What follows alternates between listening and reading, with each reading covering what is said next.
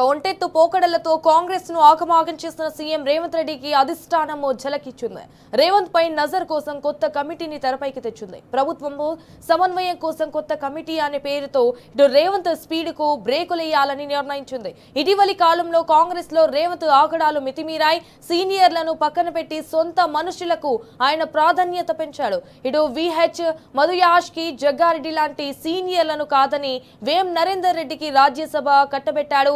Original Congress నేతలకు పదవులు దక్కకుండా అడ్డుకున్నాడు. So ఈ నేపథ్యంలో ఇటు రేవంత్ తో విసిగిపోయిన సీనియర్ నేత జీవన్ రెడ్డికి పార్టీకి రాజీనామా చేయనున్నారు. రేవంత్ అనుసరిస్తున్న ఈ ఏకపక్ష ధోరణిపై కూడా సీనియర్లంతా మండిపడుతున్నారు. హైకమాండ్ కు ఫిర్యాదులు వెల్లువెత్తడంతో పార్టీ పెద్దలు దిగి వచ్చారు. రేవంత్ కు కళ్ళెం వేసేందుకు కూడా కొత్త కమిటీని తెరపైకి తెచ్చారు. మీనాక్షి, నటరాజన్ సహా ఒరిజినల్ కాంగ్రెస్ నేతలందరికీ ఈ కోఆర్డినేషన్ కమిటీలో స్థానం దక్కింది. ఈ కమిటీ ఏర్పాటు తర్వాతే ఇటు అసెంబ్లీ సమావేశాలు ఉన్నా కూడా రేవంత్ రెడ్డికి ఢిల్లీకి వెళ్లడం చర్చనీయాంశంగా మారింది.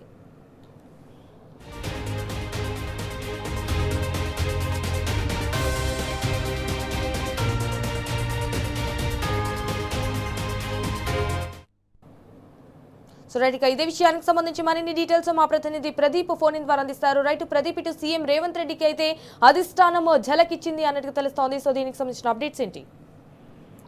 ముఖ్యమంత్రి రేవంత్ రెడ్డికి అధిష్టానం ఝలకిచ్చిందని చెప్పాలి. ఎందుకంటే అటు ప్రభుత్వం అటు పార్టీ పరంగా తీసుకునేటువంటి నిర్ణయాలకు సంబంధించి ఒక కోఆర్డినేషన్ కమిటీని ఏర్పాటు చేసింది. అందులో ముఖ్యమంత్రి రేవంత్ రెడ్డితో పాటు పిసిసి అధ్యక్షుడు, అదేవిధంగా ఉప ముఖ్యమంత్రి బట్టి విక్రమార్క, మంత్రి ఉత్తమ్ కుమార్ రెడ్డి, సీతక్క, దామోదర రాజనరసింహ, వంశీచంద్ర రెడ్డి 8 మందితో కూడినటువంటి కమిటీని వేశారు. రాష్ట్ర కాంగ్రెస్ వ్యవహారాల ఇన్ఛార్జి కూడా సభ్యులుగా ఉంచారు.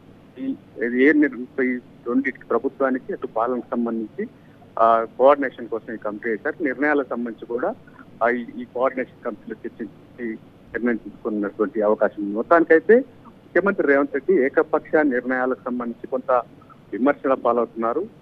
ప్రభుత్వానికి సంబంధించిన నిర్ణయాలు కావచ్చు, లేదా కొన్ని కీలక నిర్ణయాల్లో ఏకపక్షంగా వ్యవహరిస్తున్నారనేటువంటి విమర్శ ఉంది. ఈ నేపథ్యంలో కొంత ఢిల్లీకి రాష్ట్రం నుంచి నివేదికలు వెళ్ళడం, రెండోది రాష్ట్ర కాంగ్రెస్ వ్యవహారాల ఇన్ఛార్జి సూచనలు కావచ్చు, ఇక్కడ ఉన్నటువంటి రిపోర్ట్స్ ఆధారంగా సమన్వయం కోసం ఒక కమిటీ అయితే ఏర్పాటు చేయాలని అధిష్టానం భావించింది.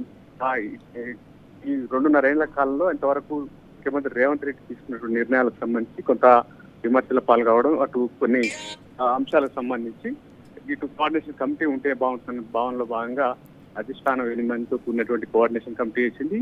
అందులో వంశీచంద్ర ఉండడం అనేది కొంత కీలక పరిణామంగా చెప్పవచ్చు. ఆయన ఏఐసిసికి దగ్గరగా ఉన్నాడు, రాహుల్ గాంధీకి, అదేవిధంగా కేసీ వేణుగోపాల్ కు సన్నిహితంగా ఉన్నారు. సిడబ్ల్యూసీలో ఇన్వైటీ ఏఐసిసి సెక్రటరీ కావడంతో ఆయన ఈ నిర్ణయాలకు సంబంధించినటువంటి అంశాల్లో కొంత కీలకంగా ఉండేటువంటి అవకాశం ఉన్నటువంటి చర్చ అయితే కనిపిస్తాం. All right Pradeep, thank you for the updates.